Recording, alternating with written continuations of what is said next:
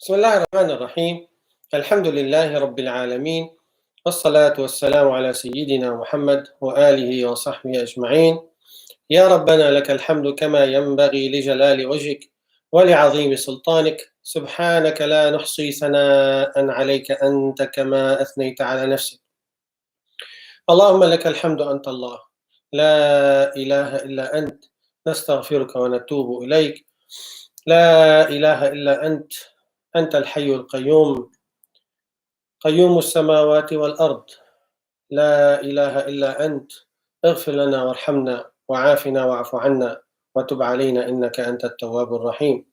وأشهد أن لا إله إلا الله وحده لا شريك له، وأشهد أن محمدا عبده ورسوله. صل اللهم عليه وعلى آله وأصحابه ومن اهتدى بهديه واتبع سنته واقتفى أثره بإحسان إلى يوم الدين. آمين. السلام عليكم ورحمة الله وبركاته. I'd like to share with you today two events happened in his lifetime, alayhi salatu wassalam. And we are all familiar with these two events. The first one is the Battle of Uhud, and the second one is the Battle of the Ditch or Al-Khandaq, or Al-Ahzab, they call it as well, the Battle of the Troops. Of course, I'm not going to tell the details of the two events or stories, but I will be reflecting on two main things happened in these two battles. Number one, fear. In these two battles, we see the fear is all over the place. In the Battle of Uhud, Allah subhanahu wa ta'ala mentioned what happened in the battle, and then after the battle as well. So I'll be reciting some verses from Surah Ali Imran, which has many details about the Battle of Uhud. So where Allah subhanahu wa ta'ala says, الذين استجابوا لله والرسول من بعد ما أصابهم القرح للذين أحسنوا منهم واتقوا أجر عظيم الذين قال لهم الناس إن الناس قد جمعوا لكم فاخشوهم فزادهم إيمانا وقالوا حسبنا الله ونعم الوكيل فانقلبوا بنعمة من الله وفضل لم يمسسهم سوء واتبعوا رضوان الله والله ذو فضل عظيم إنما ذلكم الشيطان يخوف أولياءه فلا تخافوهم وخافون إن كنتم مؤمنين. So the translation of the meaning of these verses: those who responded to Allah and His Messenger despite the persecution they had suffered, and this is after the Battle of Uhud. The Prophet ﷺ asked the companions to go back and to lift their morale and show the enemies that they are still strong and they can fight. So they went to a place called Hamra al-Ust, and they stayed there for a few nights waiting for Abu Sufyan and his troops to come back, but they didn't come back. So this is what the verses are talking about. So Allah Azza wa Jal is describing what happened. So He's saying, subhanahu wa ta'ala, those who responded to Allah and His Messenger, despite what they have received from persecution and the injuries and the pain and the rest of it, for them they will have a great reward from Allah Azza wa Jal. الَّذِينَ قَالَ لَهُمُ النَّاسِ, those to whom the people have said, the people have mobilized against you, the troops and so on and so forth, so fear them. It means Abu Sufyan is coming with many troops and they will just finish you off. But this only increased them in Iman, in faith. And they said, Allah is enough for us as an excellent protector. Hasbunallahu wa ni'mal wakil. So they have full trust in Allah Azza wa Jal, regardless of what the enemies are preparing for them. And then Allah said, فَانْقَلَبُوا بِنِعْمَةٍ مِّنَ اللَّهِ. So they came back after they waited for a few nights to Abu Sufyan to come back with the troops, and they were waiting and waiting, but he didn't come back. They came back with the grace from Allah Azza wa Jal and bounty, and have received no harm whatsoever. And Allah subhanahu wa ta'ala bestowed His pleasure upon them. And Allah is the one who possesses immense grace. And then this is where the main focus, if you want. This is only shaitan frightening his allies. So do not fear them, but fear me if you are true believers. So you can underline this ayah. This summarizes what I want to share with you today. So the extra fear was some people these days, very over the top, very out of control, fear of the unknown, fear of the future, fear of the provisions, fear of the rizq, fear of the salary, fear of the what going to happen regarding the virus and all these kind of things. So have some fear, that's natural. We all have fear as humans, and this is very natural. But to be controlled and driven by fear, this is completely wrong. And this is where Allah Azza wa Jal is drawing the line between the fear that is accepted and the fear that is not accepted. إِنَّمَا ذَلِكُمُ الشَّيْطَانِ. Shaitan is spreading this fear, and he wants to put you under his spell, under his control. When you are in this state of fear, he can control you. And this is even scientifically, that when you are in a state of fear, your immunity goes down. So those who are very fearful, their immunity goes down. I've heard even some and read some studies. It says it can go even to the 70%. Your immunity can go down under fear.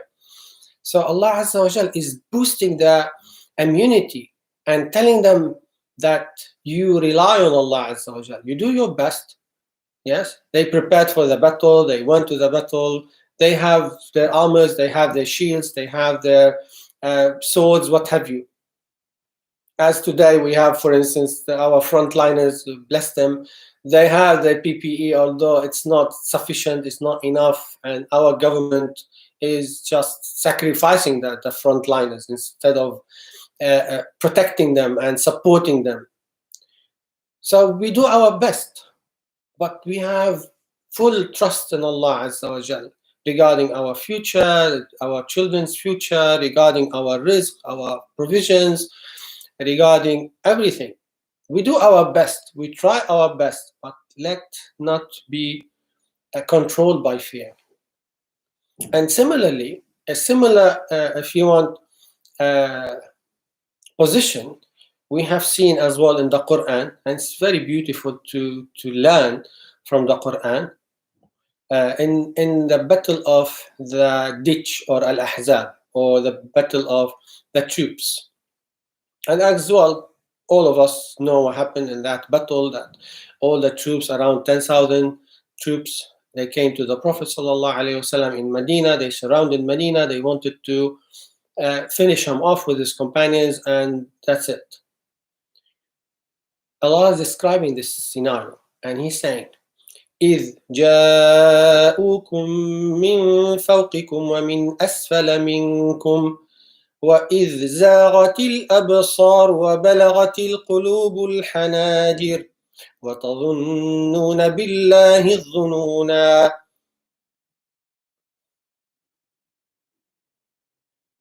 When they came upon you from above and from beneath you, and the eyes became dazed, and the hearts reached the throats, and some of you have doubts about Allah subhanahu wa ta'ala. هُنَالِكَ ابْتُلِيَ الْمُؤْمِنُونَ وَزُلْزِلُوا زِلْزَالًا شَدِيدًا. At that time, the believers were tested and they were shaken heavily ولما رأى المؤمنون الأحزاب قالوا هذا ما وعدنا الله ورسوله. When they have seen the believers, when they have seen the troops, they said, this is what Allah has and His Messenger have promised us. And Allah and His Messenger told us the truth. So you see that the believers' reply or response was fully embedded and rooted to Iman. They didn't allow fear to control them. Although the ayah is describing the scene that some companions, they have their hearts are in their throats out of fear. Their hearts were pumping to the extent that it's like it's in their throat. So it's out of fear. This is an expression. You see somebody who's terrified, you say his heart is in his throat. وَبَلَغَتِ الْقُلُوبُ الْحَنَاجِرِ. So this is number one. Number two, which is more serious and difficult. Some of them, they doubted Allah Azza wa Jal. They have some doubts that we will be persecuted, we will be uprooted, we will be killed, and the message will be destroyed and finished and this and that. But Allah promised that He will protect them. So trust Allah. And then Allah subhanahu wa ta'ala in another surah, in Surah Ali Imran, again, when He was talking about the battle of Uhud, He said, وَمَا جَعَلَهُ اللَّهُ إِلَّا بُشْرَى لَكُمْ وَلِتَطْمَئِنَّ قُلُوبُكُمْ بِهِ. So after the fear, after the test, after the persecution, after all these calamities, Allah Azza wa Jal is saying here that this test which you went through, Allah Azza wa Jal is going to support you with the angels, and this will be a tranquility to your hearts. And you should know that real victory is from Allah Azza wa Jal. And then Allah Azza wa Jal in another occasion, He said, الَّذِينَ آمَنُوا وَتَطْمَئِنُّ قُلُوبُهُمْ بِذِكْرِ اللَّهِ. So the believers, this is their state. They believe in Allah and their hearts find tranquility in the remembrance of Allah Azza wa Jal. Yes, we have fear, but to fight fear, the opposite of fear in Arabic, khawf, the opposite of khawf is tuma'nina. So somebody has fear, in order to have remedy for that fear, you have to increase tuma'nina. Tuma'nina, which is tranquility. And tranquility is coming through the remembrance of Allah Azza wa Jal. As Allah stated here, الَّذِينَ آمَنُوا وَتَطْمَئِنُّ قُلُوبُهُمْ بِذِكْرِ اللَّهِ. So don't let the shaitan control you. Don't let the shaitan put you under his spell. Okay, how to fight the shaitan? Through the dhikr of Allah Azza wa Jal. So too much anxiety is not good. It can develop as well some psychological problems, which the last thing you want to know about or to go through these days. So we had enough, many things around us, and so Allah Azza wa Jal is teaching the believers how to fight this fear, how to take control instead of being under control. What to do? الَّذِينَ آمَنُوا وَتَطْمَئِنُّ قُلُوبُهُمْ بِذِكْرِ اللَّهِ.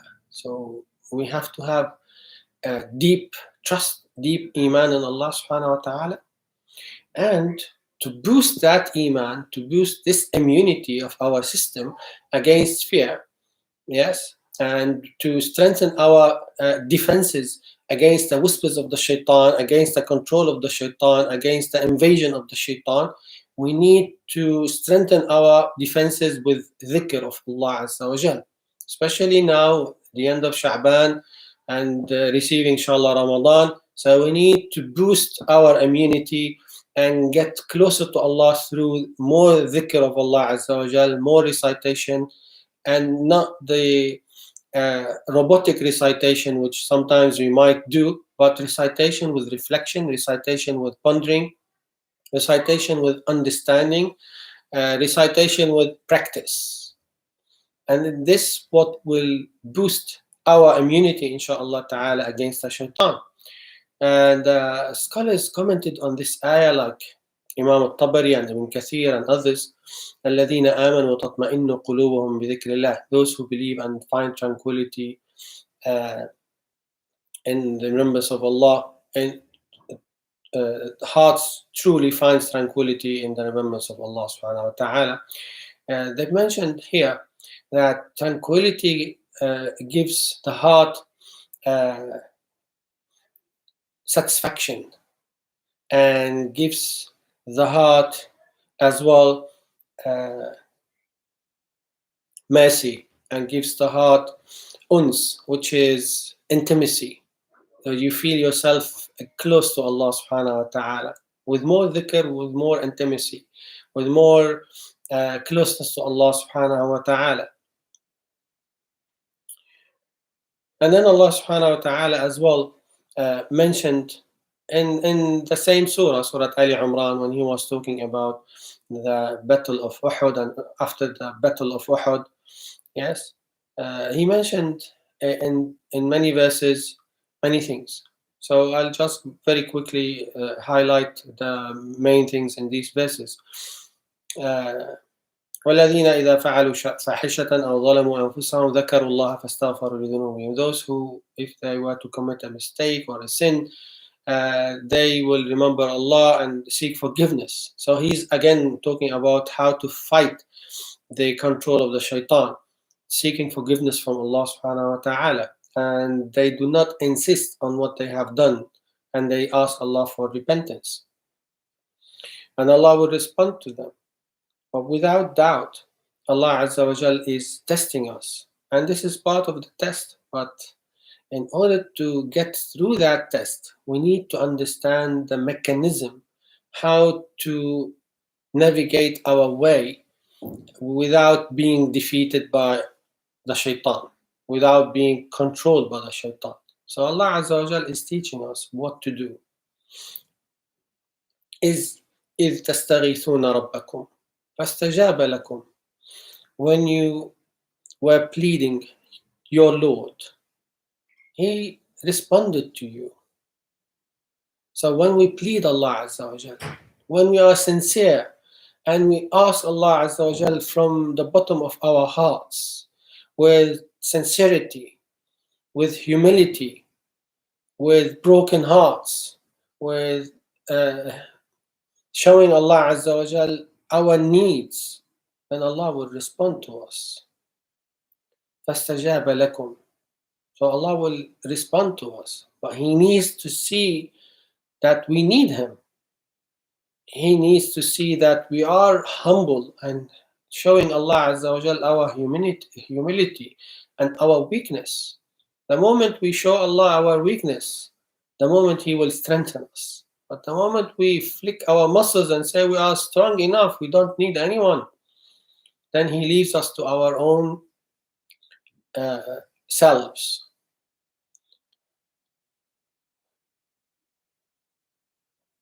And as well, Allah subhanahu wa ta'ala mentioned that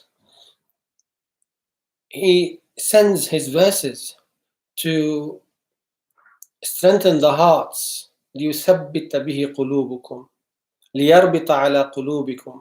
So He subhanahu wa ta'ala, He wants to strengthen your hearts. So He sends His verses to strengthen the hearts. So this is the core of our battle, is the heart. If we can control the heart and protect the heart, then we will win the battle. Any battle, dunya and akhirah, inshallah ta'ala. But if the heart is out of control, is invaded by whispers and shaitan and fear and desires and all these kind of things, then easy, we can lose any battle. A simple battle we can lose. And Allah subhanahu wa ta'ala is boosting the believer's confidence when He says in Surah An-Naml, أَمَّا يُجِيبُ الْمُضْطَرَّ إِذَا دَعَاهُ وَيَكْشِفُ السُّوءَ. وَيَجْعَلُكُمْ خُلَفَاءَ الْأَرْضِ. So he's the one who answers the one who's in need and respond for his prayers and relieve him from any adversity. This is Allah subhanahu wa ta'ala. أَمَّنْ يُجِيبُ الْمُضْطَرَّ إِذَا دَعَاهُ وَيَكْشِفُ السُّوءَ. Surah number 27, Surah An-Naml, verse 62. So it's very good to memorize this ayah and keep repeating this ayah. Say, when you do dua, say, Ya Allah, أَمَّنْ يُجِيبُ الْمُضْطَرَّ إِذَا دَعَاهُ. Ya Allah, أَمَّنْ يُجِيبُ الْمُضْطَرَّ إِذَا دَعَاهُ. So I am in need of you, Ya Allah. And you promised that you will respond to those who are calling upon you when they are in need. We need you the most now, Ya Allah. Respond to me, Ya Rabbil Alameen. And then you call upon Allah subhanahu wa ta'ala. And this ayah has a very powerful application, to be honest with you. I've had many of our teachers, our shuyukh, and in our history, even in our current time, the power of this ayah. Recently, I've heard one of the shuyukh, may Allah bless him, he said, I was a student in a school. So I traveled from my country to a different country to study Sharia. I was a very young boy, have no idea, came from the village, no idea about anything of technology, civilization, nothing. So he came from village to the city, he studied there. On his way back, he has some money, he bought many books. All his money he spent on the books, which is the assets of the knowledge seekers. And he went to the airport to go back to his homeland. And he went to the counter, and then the guy, he said, wow, all these books, you don't have enough space and you don't have the weight allowance for that. It's too much. I'm not sure how many, probably over 50 or 60 kilos plus what he's allowed to carry. And he said, you should pay for that. He said, I have no money. He said, are you mocking me? He said, no, believe me, I don't have money. He said, then look, we have two options. You either travel without the books, or we take the books and we leave you here. And he said, are you joking? He said, no, I'm serious. He said, no, I can tell you something better. He said, what? He said, I will travel with the books and I will not pay anything. He said, challenge me then. I said, okay. Then he left. The aeroplane is around 3 hours ahead, something like this. So he waited for his aeroplane, but he didn't finish yet the check-in because he has no money and he wants to take the books. Cut a long story short, it was nearly Fajr time. He went to the Musalla in the airport, and mashallah, he's a very good reciter. He has sweet, beautiful voice. So he led the Fajr prayer, and when he finished, he did find behind him a man. It seems to him that he is the big guy in the airport from what he saw on his shoulders, and he was crying from the sweet recitation. And he said, will you please recite some more verses for us to enjoy the recitation? And he said, I followed his command and I recited. And the more I recite, the more he cries. And then he took me to his office. And he said, where are you going? He said, this is where I'm going. He said, why didn't you finish your check-in? He said, this is my story, da da da da. And then he called upon the guy on the counter. He said, come here. Then he came. And he said, the moment he saw me, he was terrified. And he said, take this, sort him out, and then don't say anything. And he said, subhanAllah, I was praying in the mosque. Yeah, I forgot to tell you, when he went to the Fajr prayer, he recited this ayah before the Salah. He said, Ya Rab, amma yujibu al-muttarra idha da'a, wa yakshif al-su'. Ya Rab, I have no money. Amma yujibu al-muttarra idha da'a, wa yakshif al-su'. And he repeated this ayah and he said, Ya Rab, I have no one here to help me. My family is not here. I want to take my books with me. Da, da, da. And then Allah sent him that officer, the main guy in the airport. And he just like this supported him. So this ayah is very, very strong ayah. But we need to recite it with full iman. Inshallah, hopefully Allah Azza wa Jal will relieve our ummah. So the conclusion here, don't let fear control your actions. Have deep trust in Allah subhanahu wa ta'ala. Increase your immunity and boost your defenses with the remembrance of Allah and the dhikr of Allah Azza wa Jal. Trust in Allah subhanahu wa ta'ala. More into our salah and our ibadah. Prepare more as well siyam as much as you can. We still have probably few days for Sha'ban.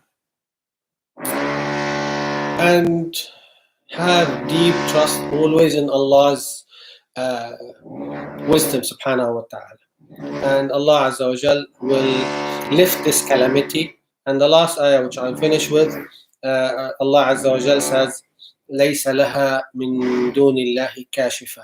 None besides Allah can unveil it. It means the calamities which we have.